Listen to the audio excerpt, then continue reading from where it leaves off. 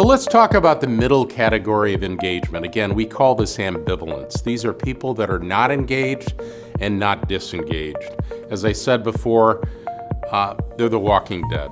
They have no passion or pride. Those are the two P's of engagement.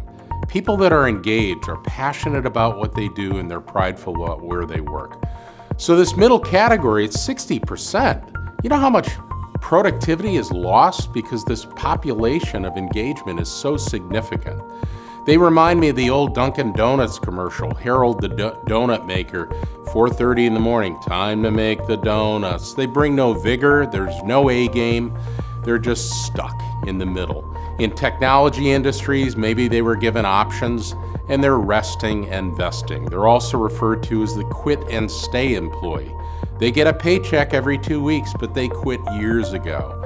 So what are the three seminal solutions that you can apply to this middle category? Number one, if you know that they're stuck in the middle, re-engage them. Give them a mentor. Marry them up with a mentor who's wonderfully infectious about their engagement. It'll work. Don't force the mentor on them. That's much like an arranged marriage that doesn't always have a good outcome. Let them pick from a list of fully engaged employees and get that mentorship in place. Another sign of the ambivalent population is they never volunteer. In fact, if any of you want to gauge people on your team who's in the middle category of ambivalence, ask for volunteers at a staff meeting. Who wants to volunteer for this extra effort? And you know what? These ambivalent people, they'll dive under the conference room table. They'll hide behind a pillar. They haven't volunteered for years. So the solution there, if you know they're not going to volunteer, maybe they need to be voluntold. You're on the committee. Congratulations. You're like, how the heck did I wind up on this task force? It's a great way to re-engage them. Voluntel them.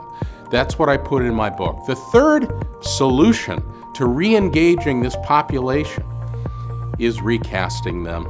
In my book, I tell a wonderful story of a woman that used to be a housekeeper at a large health system in Louisiana, Ochsner Health System, the largest single health system in Louisiana. She wasn't a very good housekeeper, and you know what? Her manager realized that she was in the wrong job. I would guess that of the 60% population that's ambivalent, half of them are in the wrong job.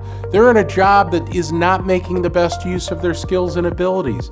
They're not passionate about what they do. With this lady, Miss Betty, her name is, she was recast from a role of a janitor to a greeter. And if you walk into their flagship hospital in New Orleans, you will see her and you will watch her. She's literally hugging 30% of the people that walk through that front door. So the third solution, both for the manager and the employee, is if you're in the wrong role, recast yourself. As Jim Collins said in his awesome New York Times bestseller, Good to Great, make sure you got the right people on the bus, but most importantly, make sure they're in the right seat on the bus. Recast this population to a job that they could thrive at.